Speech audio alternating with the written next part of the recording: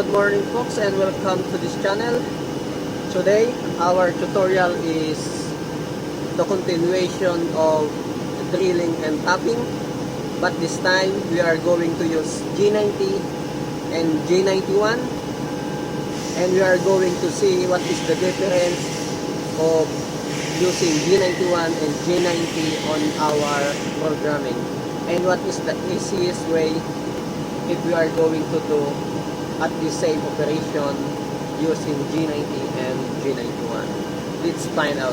Since my machine is running, I will take this opportunity to make this new tutorial regarding the drilling and tapping using different program G90 and G91.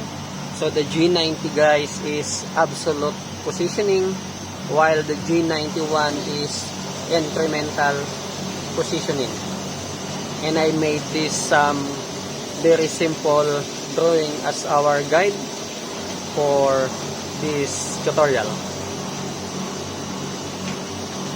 So I have this plate, and we need to make M10 by 1.5 thread. So the length of the plate is 340 and the thickness is 20 millimeter and the width is 80 millimeter, and my datum is on the left side. Position of the hole is 20 millimeter on Y and 20 millimeter on X, the first positioning of the first hole, and every hole is 20 millimeter apart. Background edit.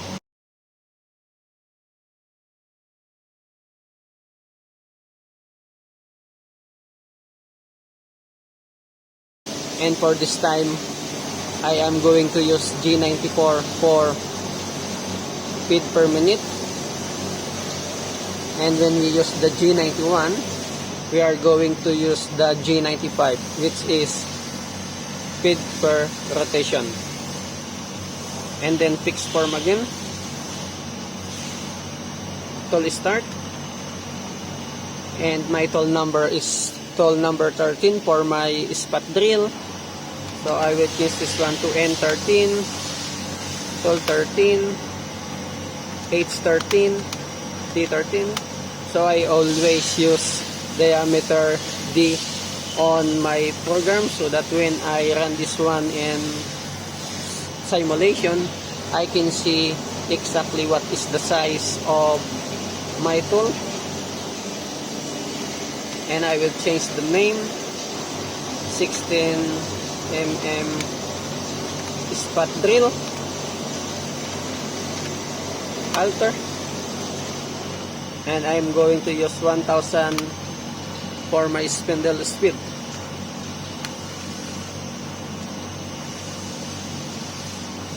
And I'm going to use also G98, so that every time my tool finish the hole, it will go up to 100 millimeter above my job before jumping to the next hole. That one is G98. So G98, then G81 Z-5 R2, and my feet is 100. And also guys, I am going to change this one to 20. This is the first hole, so that's 20. Value of my Y is minus 20. Since G90 guys is still active, I don't need to type again G90 on every position of my X. So the moment I'm going to do is going this way and going to this hole and coming back to datum side. So X 40, because 20 plus 20 is 40, up to 320. So X 60, X80, X100, X120, X140, X160, X180, then X200, X220, X240, X260, X280, X300, then X320, and 320 is the last position of my X. Then after that one, I will go to this hole. So if this one is 40 plus 20, so it will become Y minus 60. Y minus 60.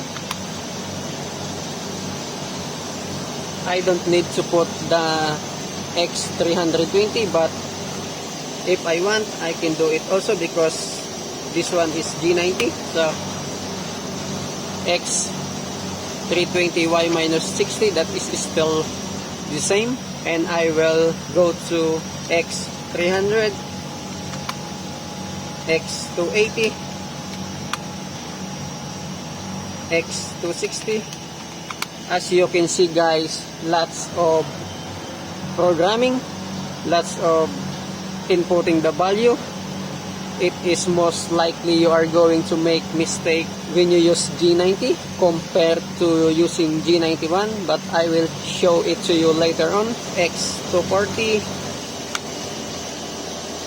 X220, X200,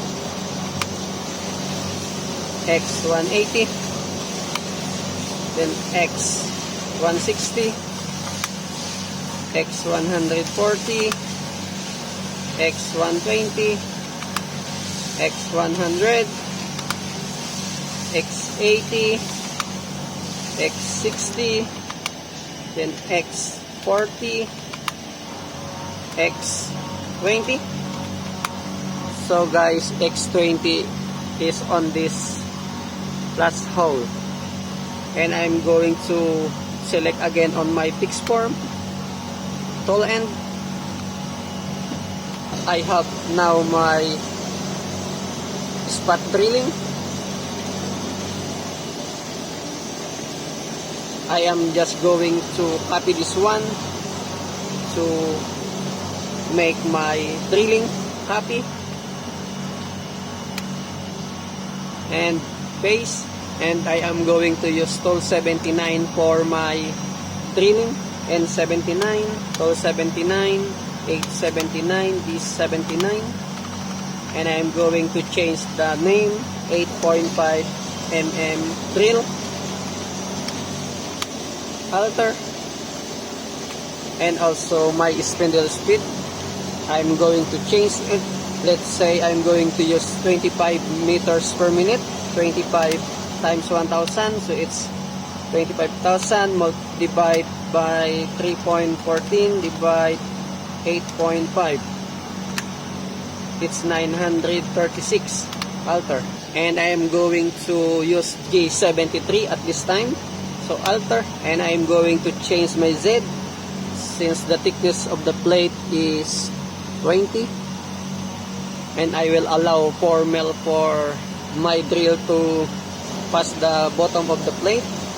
I will make it minus 24,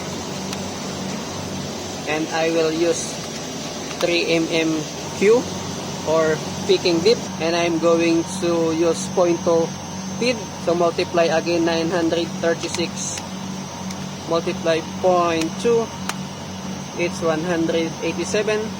Alter, again I am going to copy this one for my tapping base, and I am going to change again the tool number 49,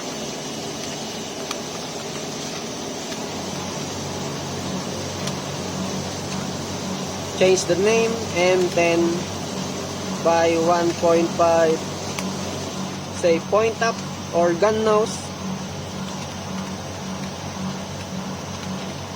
altar. And I'm going to delete this one, because guys, if you are doing tapping, your S or spindle speed should be next to each other with your tapping code G84. So M, and also you will use M29 S. Let's say this one is question mark because we don't know yet our spindle speed.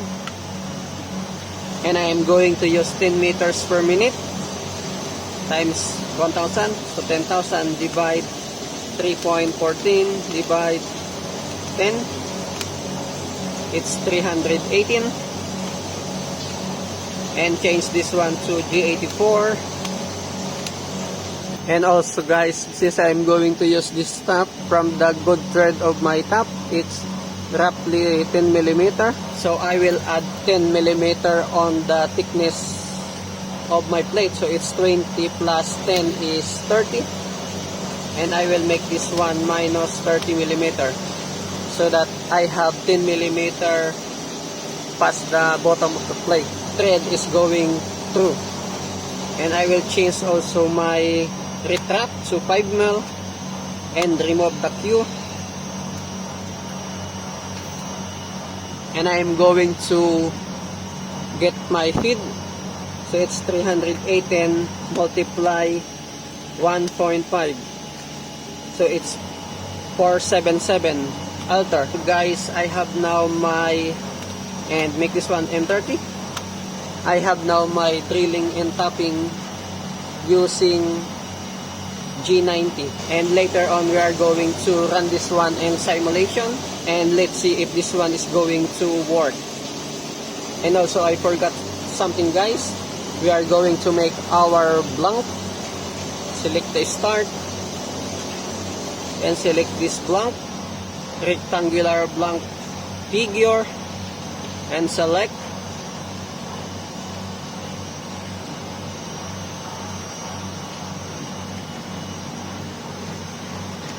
And the total length of our plate is 340. And the D is 80. And the thickness is 20. And our datum is at this end. So just leave it to 0. And our datum is at this end. So we will make this one 80. Insert. So it's all done guys. And now we are going to make program at the same dimension, but using G91, the simplest programming if you have this kind of dimension. So what I am going to do is going to all list, and I am just going to copy, name it G91 drilling tapping, then copy,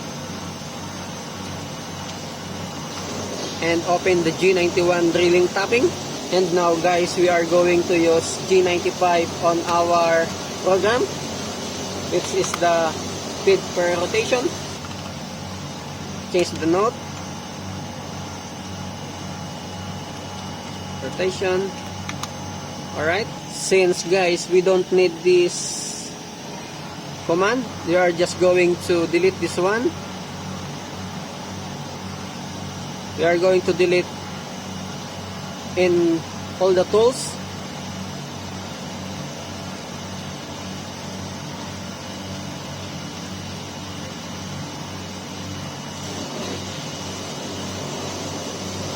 Delete.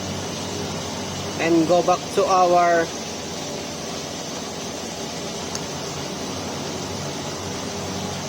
spotting. So now we are not going to change this one because they are all the same. We are going to position first on our first hole.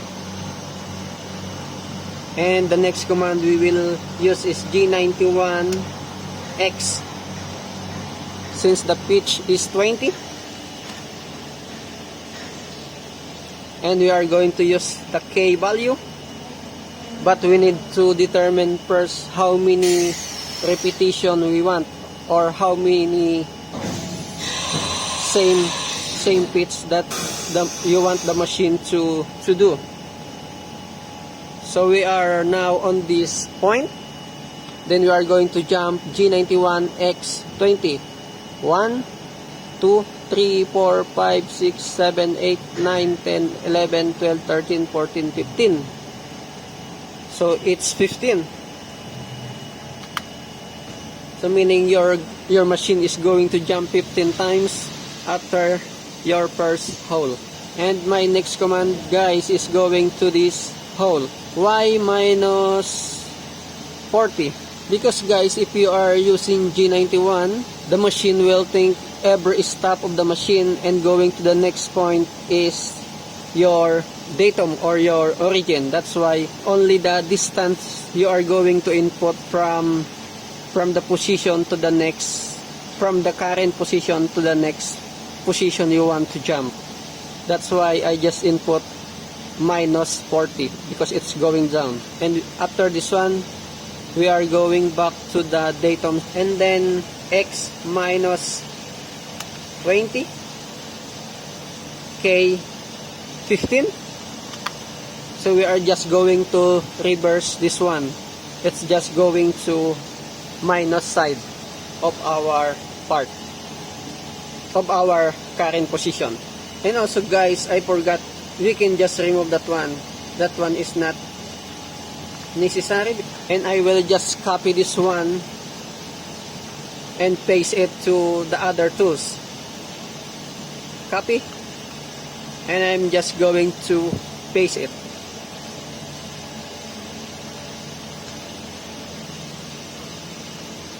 Paste. And before I forgot, since we are using the G95, I am going to change also our feed. Let's make this one 0.1.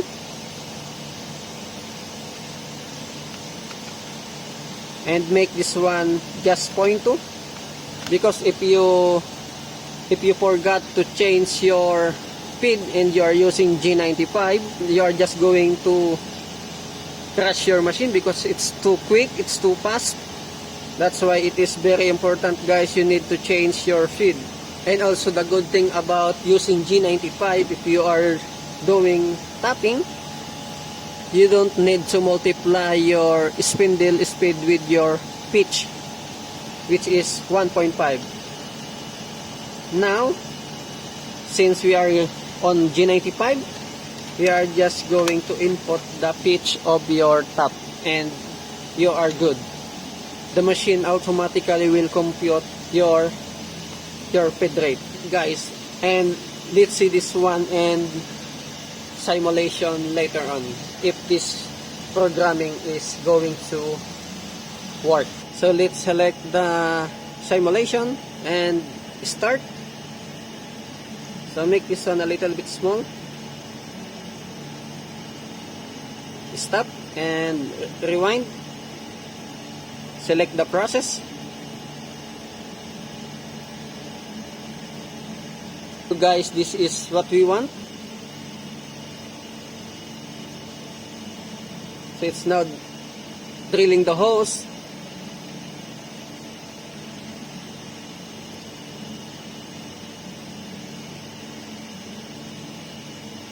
So it's doing now the tapping. Alright.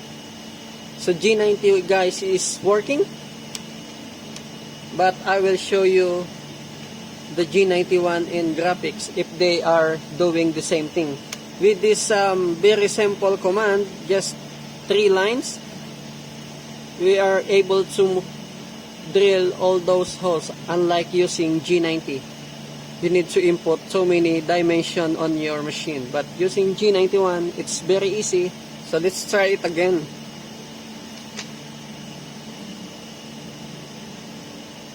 Drilling. And also, as you can see, it will go to minus 24.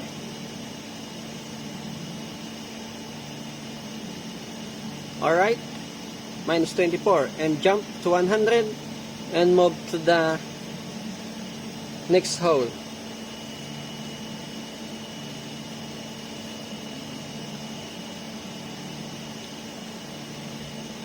And let's watch now the tapping.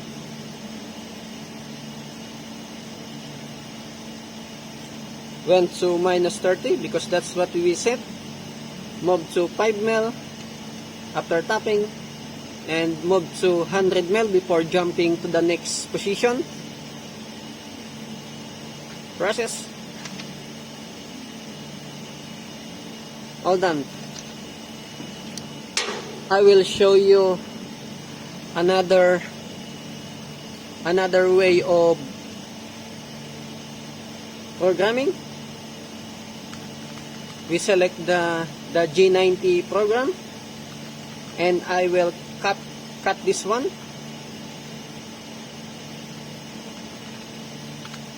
Cut. And I am going to make subprogram at the bottom. So I will call it N1000 holes position and base, and I'm just going to make it M99 at the bottom.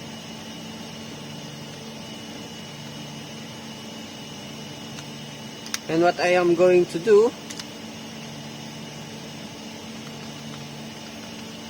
I will just call it to M98Q1000, which is my subprogram. So I need to delete this one. And another, also we need to delete this one.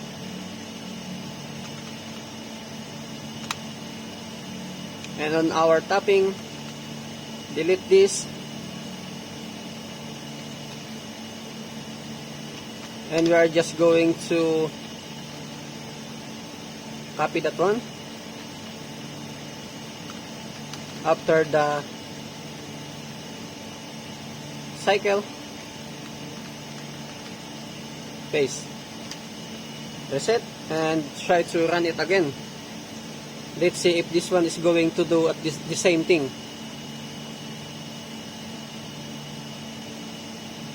So guys, you can make subprogram if you want,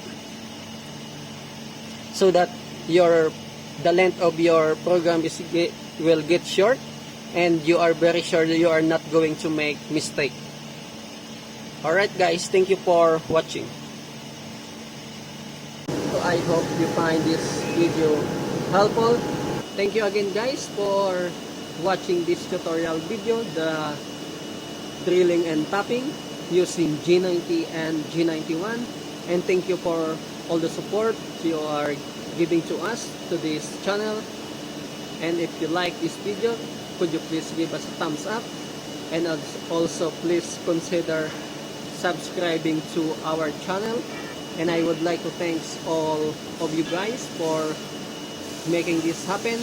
Now I am happy to announce to you that we have now 1,000 subscribers, and a special thanks to Ate MJ of OFW KSA.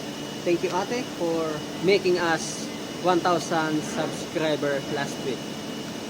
And also thank you to Ate Dimple, Jaisel Ann, JJ, Jamaica, and Donabels, and Jumel Ignacio, Kanolinga, and Alocian's family who keep on supporting us, and all of you guys who keep on watching this channel. And for those who are not yet subscribed, please consider subscribing to our channel. We appreciate your help. We appreciate everything you do to this channel. And I hope someday we are going to get monetized. I am very grateful to Donabels, who keep on pushing me before to, you can do it, you can do it, you can do the YouTube. And I am always telling you guys that Evan and myself, I cannot do it because I am shy in front of the camera. I don't have the courage to talk in public, but I am here now. I can do it. I can say whatever I want. And thank you so much, Donabel, and to all my family. Thank you so much for all the support. I know you are always been there whenever I need your help. Again guys, see you on my next vlog.